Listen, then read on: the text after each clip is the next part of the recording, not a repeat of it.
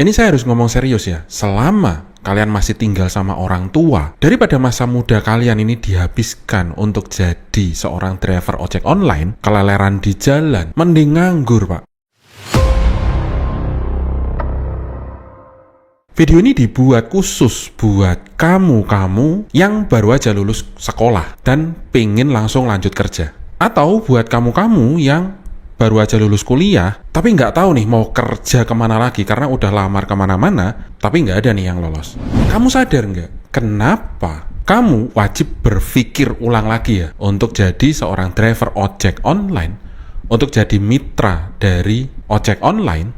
Karena faktanya keringat kamu hasil panasan di jalan itu cuman untuk memperkaya karyawan ojek online aja. Tahu nggak ini tarif apa? Ini adalah tarif goceng ya, di mana aplikator ojek online ini pernah dengan teganya memberlakukan tarif ini untuk jarak dekat. Sampai tarif laknat ini dihentikan oleh keputusan gubernur.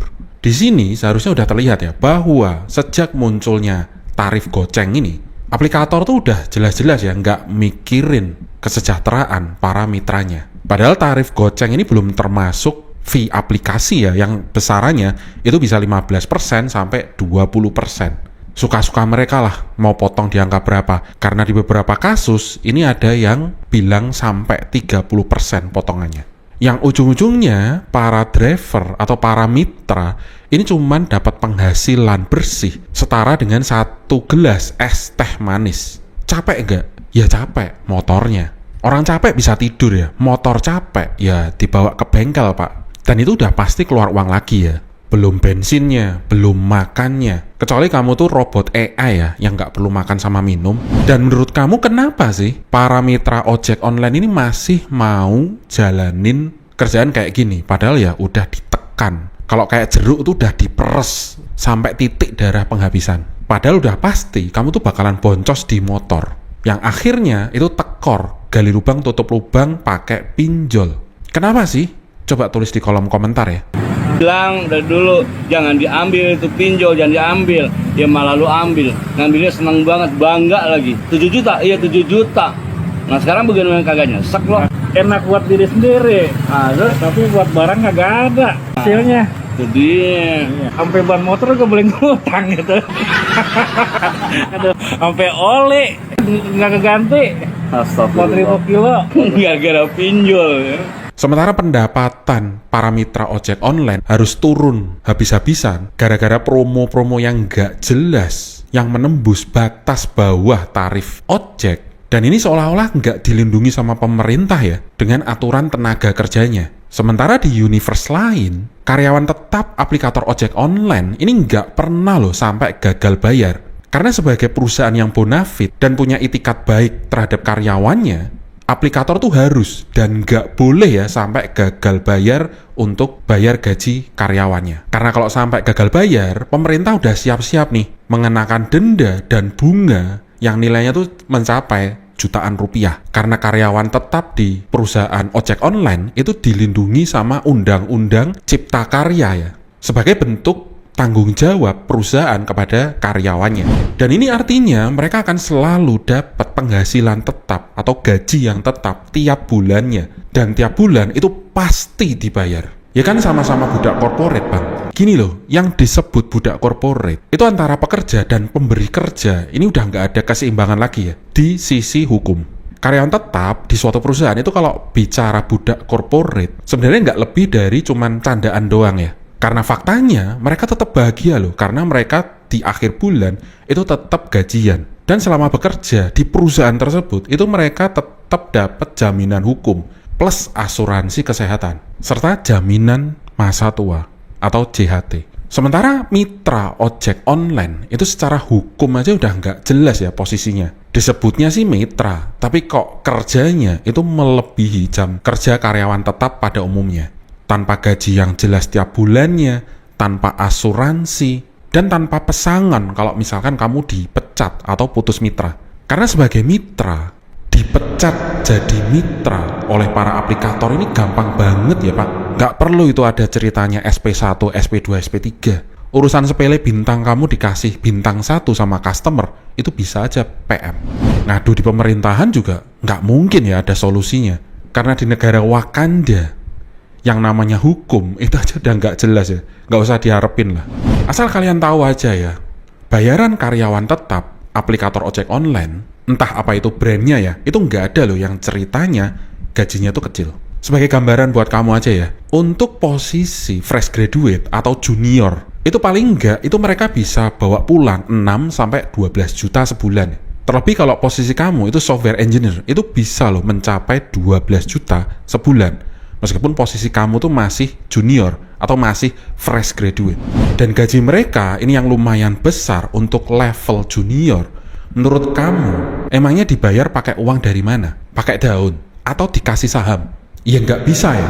Aplikator udah pasti butuh income yang gede. Dan income yang gede ini buat bayar pos gaji pegawai yang kantongnya itu harus diisi. Entah dengan cara naikin tarif ke customer, atau ya nurunin pendapatan kamu sebagai mitra dengan fee aplikator yang lumayan besar. Ya udah jelas ya, tulang punggung mereka itu ya kamu-kamu ini, para mitra ojek online yang sukses memperkaya para karyawan tetap dan membuat hidup mereka itu lebih nyaman ya, bisa kerja dari jam 8 pulang jam 5 plus dengan banyaknya fasilitas yang mereka dapetin. Sementara kamu sebagai mitra, sebagai tulang punggung mereka itu ya, itu diharuskan, itu udah harus ada di jalan sebelum subuh dan pulang itu tengah malam hanya untuk dapat penghasilan bersih 100.000 sehari.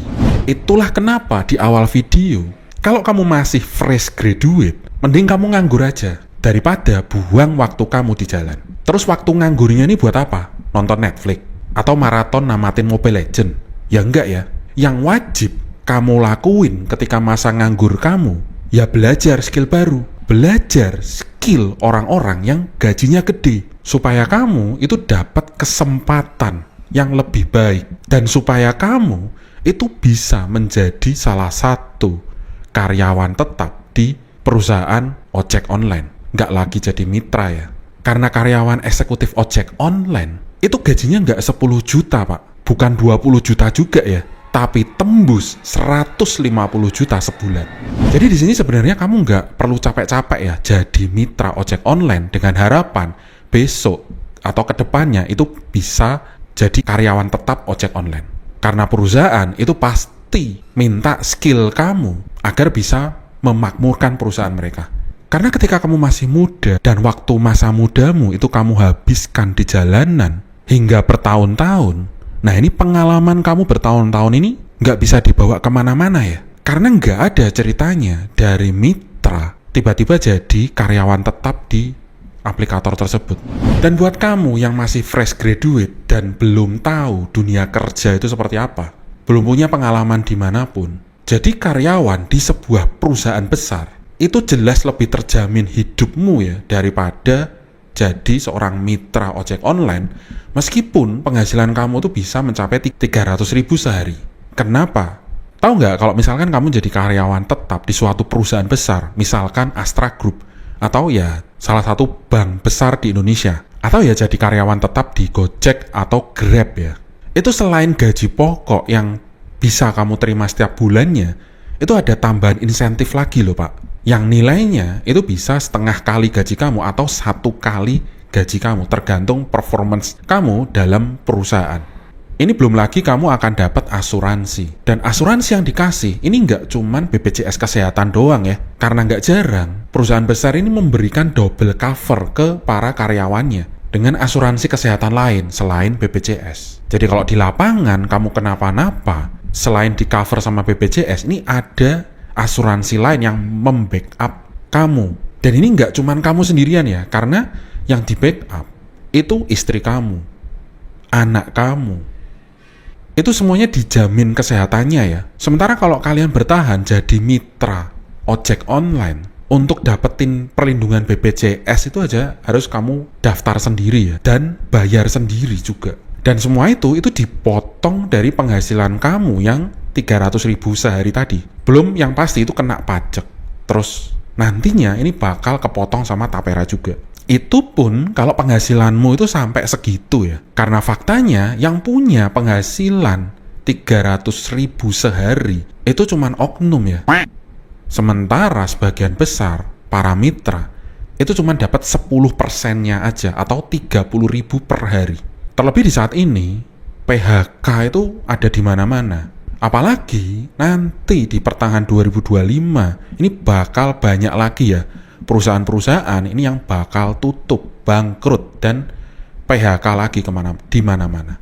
Dan orang-orang ini yang nggak punya skill akhirnya berbondong-bondong ya milih jadi mitra ojek online ketimbang jadi pedagang atau jualan jasa. Padahal untuk jadi mitra ojek online ini nggak gratis loh Pak. Yang jelas itu kamu wajib beli jaketnya ya dan beli helmnya, terus ngurus SKCK. Setidaknya tuh kamu harus modal kurang lebihnya 1 juta dulu ya.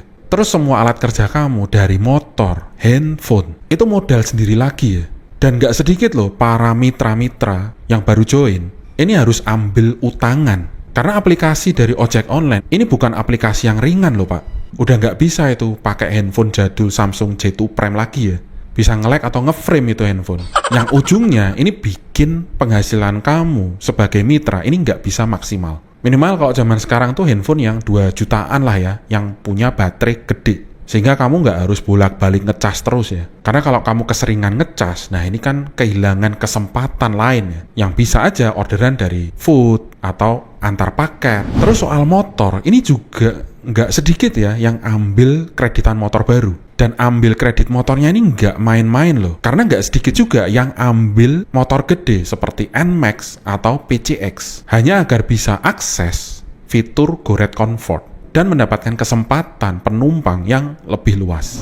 Sementara kalau kamu bandingkan dengan karyawan tetap di ojek online, handphone untuk tes aplikasi itu udah pasti disediain dari perusahaan ya. Dan biasanya itu tuh dikasih 2 jenis, Android sama iPhone terbaru, yang nilainya itu bisa puluhan juta rupiah. Belum alat kerja seperti MacBook Pro untuk memudahkan kamu ngoding. Atau yang kerjanya berat, misalkan pakai animasi, 3D, atau untuk rendering iklan. Bisa aja loh kamu dipinjemi PC, yang nilai PC-nya sendiri itu bisa mencapai 50 juta rupiah. Jadi nggak ada itu ceritanya kamu harus hutang ke pinjol atau ke bank, gadai emas, gadai tanah, agar bisa beli tools buat kerja di perusahaan besar semacam Gojek maupun Grab. Jadi di sini ini udah sangat jelas sekali ya.